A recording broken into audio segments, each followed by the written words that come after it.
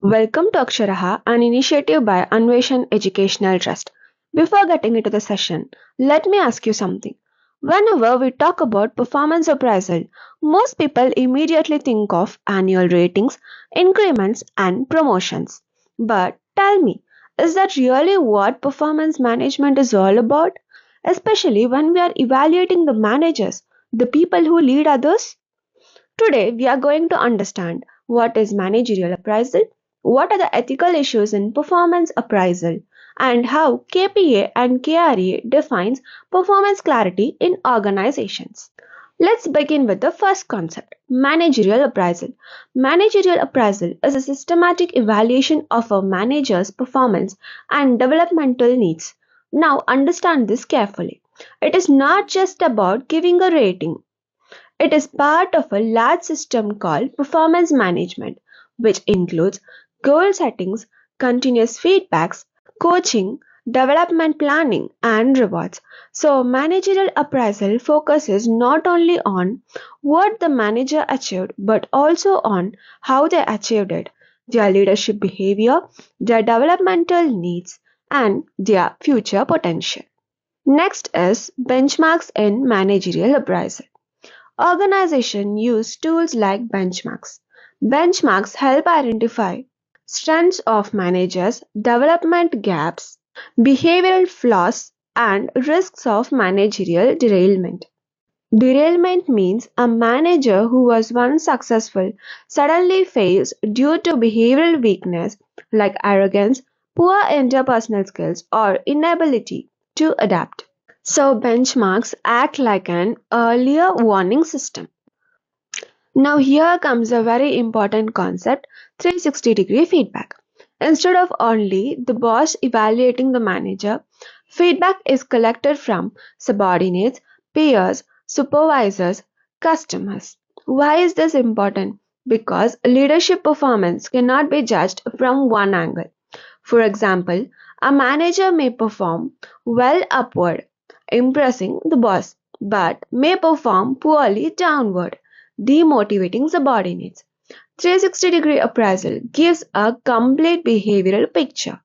Next, we'll move on to Management by Objectives MBO.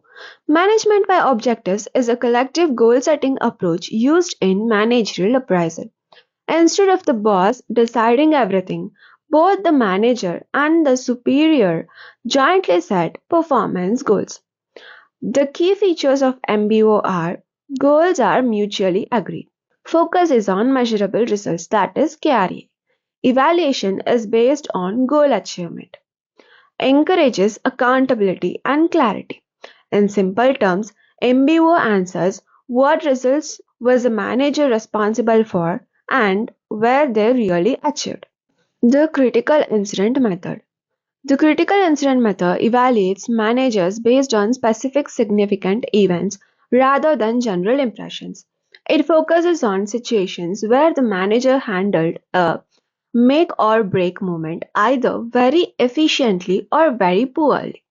The key features of critical incident methods are focuses on observable behavior, records both positive and negative incidents, highlights real performance under pressure, avoids vague judgments. This method answers how did the manager behave in crucial situations. Now, let's move to something very sensitive, that is ethics.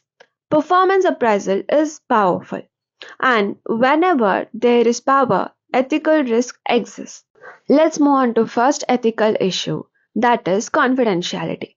In 360-degree appraisal, feedback is collected from many people. Now imagine if critical comments become public. What happens? Ridicule, anger, workplace hostility, and trusts are broken. So confidentiality is not an option, it is a mandatory. Next, we'll move to informed consent. Employees must know why appraisal is being conducted, what data is collected, how it will be used, and what risks are involved. Transparency builds trust. Without informed consent, appraisal becomes manipulation. Next, withholding training for research. Sometimes organizations test new training programs. They give training to one group and withhold it from another for comparison. But ethically, this raises a question. Is it fair to deny developmental opportunity to some employees and give the same to the others? This creates ethical dilemmas in evaluation research. Pressure to show positive results. Another major issue. HR professions may feel pressure to show that a training or appraisal system is successful. This may lead to reporting partial results, ignoring negative findings, manipulating interpretations. This damages organizational credibility. Ethics in appraisal means reporting truth, even if results are uncomfortable. Fairness and objectivity. Managers must avoid favoritism, bias, organizational politics, and impression management. An unethical climate increases deviant workplace behavior. A fair appraisal system strengthens organizational culture. Now, let's move on to a very important concept, KPAs and KRAs. These are foundational for performance clarity. Key performance areas KPA. KPA define what an employee must do well in their job role. They are defined through task analysis. This involves identifying KSAOs, that is, knowledge, skills, abilities, and other characteristics. For example, if someone is an HR manager, their KPIs may include recruitment effectiveness, employee engagement, compliance management. KPA focus on performance domains. They answer the question, what are the critical areas of responsibility? Next, we'll move on to key result areas. KRAs focuses on outcomes. They answer what measurable results should be achieved. KRA align with organizational goals. Examples reduce employee turnover by 10%, improve productivity by 15%, increase customer satisfaction score. In evaluation framework like Kirkpatrick model, results are the highest level. The bottom line impact. KRAs are both measurable impact. KPA are about responsibility areas. So remember this. Performance appraisal is not just about rating. It is about development, fairness, accountability, and measurable impact.